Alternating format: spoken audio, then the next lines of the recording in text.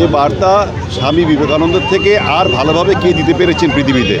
তাই তার চরণে আমরা আবির নিবেদন করে তাকে প্রণাম করে আমরা এই পুণ্যভূমি থেকে আমরা যাত্রা শুরু করলাম।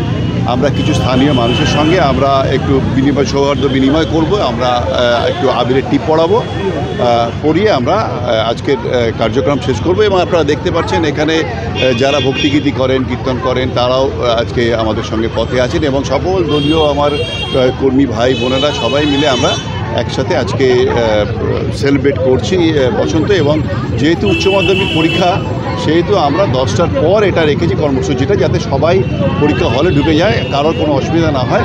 তাই আমরা ছোট করে এবার পালন করছি উচ্চ মাধ্যমিক পরীক্ষার জন্য। বাংলার মানুষকে কি বার্তা এই দলে?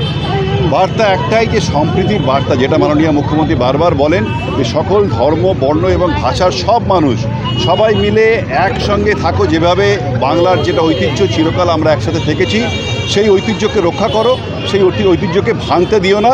কোনো অশুভ শক্তি ভাঙার চেষ্টা করলে সেটা রুখে দাও। সামনে নির্বাচন, জনসংযোগ হচ্ছে, এটা মনে করা।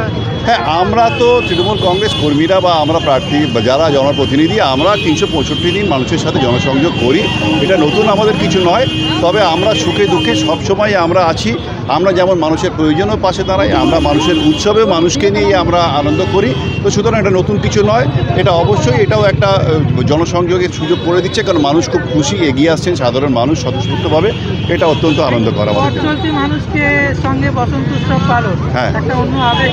যারা সাধারণ মানুষ হয়তো রং কিনতে পারে না, রং মাখতে পারে না, ঠিক তাই, তাদের জন্য আমাদের সেই ছোটোবেলা সেই স্মৃতি, যে মঠ, ফুটকড়াই সহ আমরা বেরিয়েছি, তাদেরকে আমরা দিচ্ছি এবং আমরা আবির দিচ্ছি এবং তারাও খুব খুশি এবং তারাও আমাদেরকে আবির কপালে টিপ পরিয়ে দিচ্ছেন।